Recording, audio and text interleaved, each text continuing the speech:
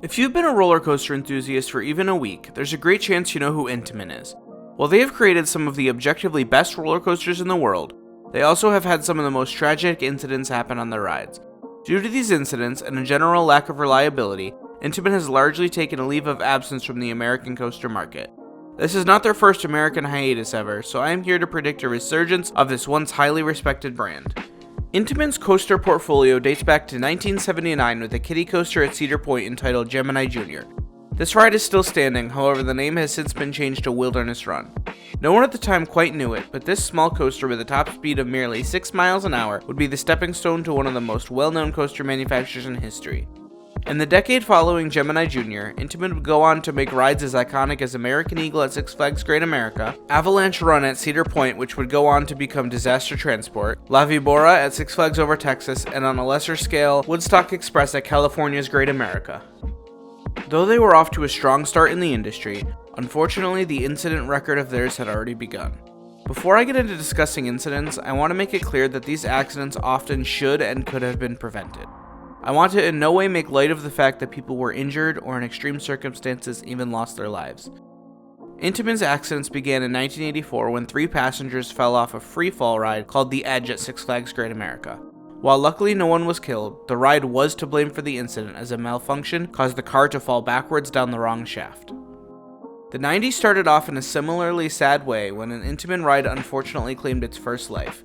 While riding a flight trainer, a 32-year-old woman fell out and sadly did not survive the landing. While the rider had a blood alcohol content of 0.3, not 0.03, 0.3 meaning that 30% of her blood was alcohol, ultimately this was also considered Intamin's fault. The way the seat was designed allowed the rider to slide into an unoccupied seat free from restraint. It is believed that with her being so insanely drunk, she fell unconscious and was not able to keep herself from sliding out of her restraint. This is the first period in which Intamin laid low in America and relied on overseas business to keep the lights on. It would be over a decade before a new coaster, and when they did return, it was with a safe bet before diving back into thrill rides. 1996 saw the opening of Skull Mountain at Six Flags Great Adventure, a family launch coaster. Take note of the launch, as Intamin did not just sit down and take a break from America, they used that dime time to invest heavily into R&D for launches.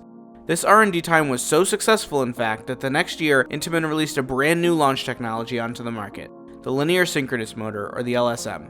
This mechanism was so powerful that in 1997, Magic Mountain opened Superman Escape from Krypton, the first coaster in history to hit 100 miles per hour. This turned over a new page for Intamin. Their next coaster was another world's first, that being the first ever suspended launch coaster. Volcano the Blast Coaster used an older form of launch technology to launch riders sitting below the track at 70 miles per hour up and out of a massive artificial volcano. This really cemented Intamin as the "if you can ask for it, we can build it" company. This reputation is why Six Flags Darien Lake reached out to them just 1 year later for yet another company first, the Mega Coaster. Think of the Mega Coaster as any other company's hypercoaster. They aren't always over 200 feet, but they have very similar elements and vibes, so I'll use it for this comparison. Darien Lake wanted a coaster that could go across multiple bodies of water, run along the road, and have plenty of thrills while doing it. Come 1999, Superman Ride of Steel opened and did just that. Intamin was on top of the world. Unfortunately, 3 days after the opening of their first ever mega coaster in May of 1999, disaster struck again. A large rider fell out of the ride on a small camelback hill and experienced serious injuries. Investigation revealed that the man was not able to properly secure his lap bar due to his size, but the ride allowed dispatch anyway, making this the ride manufacturer's fault. Intamin was on the hook again. In August of that same year, a 12-year-old boy fell from a drop tower designed by Intamin over at California's Great America. The investigation was inconclusive as to who was at fault in this incident, but with the wound still fresh from just a few months prior, the court of public opinion found Intamin guilty.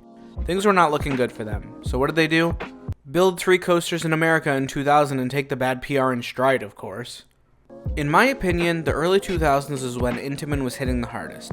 The year 2000 alone saw the addition of what many consider to be 2 of the best steel coasters in history, with Superman the Ride at Six Flags New England and the ever-iconic Millennium Force at Cedar Point. The latter, of course, being the first ever Giga Coaster, or a coaster to go over 300 feet. There was a massive push for innovation from Intamin in the late 90s to early 2000s, and they were just getting started. 2001 saw the addition of yet another set of 3 coasters in America. Intamin began a relationship with Disney this year with the opening of California Screamin', and they also debuted their Impulse coaster. This coaster model was a massive hit at the time, and many other parks would quickly desire their own version. Essentially, an Impulse coaster is if you took a launch technology from Volcano and put it on a half-pipe layout with multiple launches throughout. These rides took up a very thin footprint and guests seemed to love them. I'm sure you've seen the pattern by now, but in case you haven't, Intamin goes through a period of making banger rides and then something goes horribly wrong. In 2001, a large woman fell from a Shoot the Chutes ride at Knott's Berry Farm, got run over by a boat, and unfortunately passed away. It was found out that she had loosened her restraints to fit more comfortably, but it seemed a pattern was developing on rides made by the specific manufacturer, whether or not they were at fault. Intamin pressed on and opened 2 more coasters in America in 2002, both being iconic rides. Wicked Twister at Cedar Point, may ye rest in peace, and Accelerator at Knott's Berry Farm, which is a first-of-its-kind model called the Accelerator, opened this year. The Accelerator model is noticeable as it used yet another innovation in launch technology, the hydraulic launch. As the name implies, this uses hydraulic fluid to launch trains with insane acceleration and top speed. This would go on to be arguably their most iconic model ever. They kept this exact scheme running into 2003 with yet another Impulse and yet another Accelerator, but this time the Accelerator was none other than Top Thrill Dragster. Arguably the most iconic coaster of all time, we'll circle back to this a couple times later. Yet again, it seemed that this company was back on top making hit after hit. This even carried into 2004 with another Accelerator at Hershey Park and the debut of yet another model, the Half-Pipe. The Half-Pipe is far from the most memorable thing about Intamin in 2004 though, as they had not 1, not 2, but 3 incidents this year. Let's look at them all briefly. Early in the season, a teenage girl fell from the Shoot the Chutes ride and was killed by the 100-foot drop. Investigation found that she was improperly restrained. Shortly after this incident, another life was taken by an Intamin ride, but this time it was a coaster. This time, both Ride Ops and Intamin shared the blame, as the Ops did not secure the rider in properly, but yet again, the ride was allowed to dispatch without proper restraint checks. Finally, the launch cable on Dragster sheared some metal off, and the bitch struck 4 riders. Luckily, they all recovered without issue. This was kind of the beginning of the end for American Intamin. The PR was finally catching up to them, and their production slowed down greatly. 2005 saw the creation of a coaster that still holds the record for tallest in the world, known as King Ka, but also created a pattern of 1 coaster a year for a short cooldown period yet again. 2006 opened El Toro, we'll come back to that too, don't worry, but as Maverick opened in 2007, the Intamin issue reared its ugly head again when a 13-year-old girl lost both of her feet at the ankles due to a snapped cable on yet another drop tower. She was able to get 1 foot reattached, but they could not save the other. The park was fined $1,000 for lacking in proper maintenance, and a separate settlement was reached for Six Flags to provide for the young girl for her lifetime. 2008 was more low-key in terms of additions. A half-pipe at the Mall of America and an admittedly underrated looper at Hershey Park is all they did this year. In hindsight, it really looked like their time in America was winding down. They simply could not catch a break. The launch cable snapped on Accelerator in 2009, causing non-life-threatening injuries to 2 riders. Up until this point, almost all accidents Intamin had happen were on American soil, so I think they genuinely were looking at taking time overseas to collect themselves and rebuild what they once had. They stuck it out a little longer though, and boy did they come to regret it. 2010 is kind of widely considered to be the worst year for American Intamin. They built 2 rides for Cedar Fair, and the company would go on to see huge wastes of money in these projects. Intimidator 305 at King's Dominion was the second Giga ever built, and as you can certainly tell, they were definitely working out the kinks. This coaster was far too intense, so much so that, in fact, trim brakes had to be added to the first drop to avoid blackouts as a temporary fix until Intamin could come in during the off-season and reprofile the entire first 270-degree turn. They also built Shoot the Rapids at Cedar Point and keep that name and ride for later. To add insult to injury, Expedition G-Force partially derailed in Germany, stranding some riders on board. Ladies and gentlemen, Intamin issues have gone international. 2011 had another set of ups and downs. On the plus side, Cheetah Hunt was built. On the downside, yet another death happened. I distinctly remember this one as it was a huge news story here in Buffalo. A veteran of the Iraq War with 2 prosthetic legs boarded Ride of Steel at Darien Lake, and when the train returned, the veteran was not there. The restraints were in perfect functioning order, so this one falls mostly onto the ride ops in my opinion. Still, more things to throw onto the pile of the Intamin PR dumpster fire include Green Lantern opening this year and being almost universally considered the worst coaster ever, and you have a real brewing volcano-level disaster. 2012 was the final nail in the coffin for Intamin America as we knew it. At this point, Six Flags and Cedar Point were done working with the company, but Hershey was willing to give them a shot. Intamin shot for the fences like they did with the incidents after the 80s and whipped out an entirely new prototype. Skyrush opened in this year and it destroyed the relationship between Hershey and Intamin. Similar to i305, enthusiasts love this ride, but the GP finds it way too intense and painful. The restraints are probably the most infamous restraints of all time, and the layout is packed with insane ejector that slams riders into the already uncomfortable lap bars. The valleys lock the restraints down tighter, and the overall ride was considered a flop from a business perspective. Slap this disappointment on top of yet another death in 2012 when a 14-year-old girl fell from a drop tower in Brazil, and it's safe to say that Intamin was essentially chased out of the country. 2012 was a whole decade ago. What has happened since? Well, in 2013, a boat flipped over at the aforementioned Shoot the Rapids ride, which caused a major incident trapping riders underwater for a few minutes. Luckily, no one died. In 2014, a teenager died when a restraint sprung open on a Zaxpin model in Spain. In 2017, an 11-year-old girl fell from a rapids ride into the water. In 2021, a raft on a similar raft ride flipped over, flinging 6 passengers into the water. 2 of them suffered critical injuries. Also, in 2021, El Toro derailed, causing minor injuries but no casualties.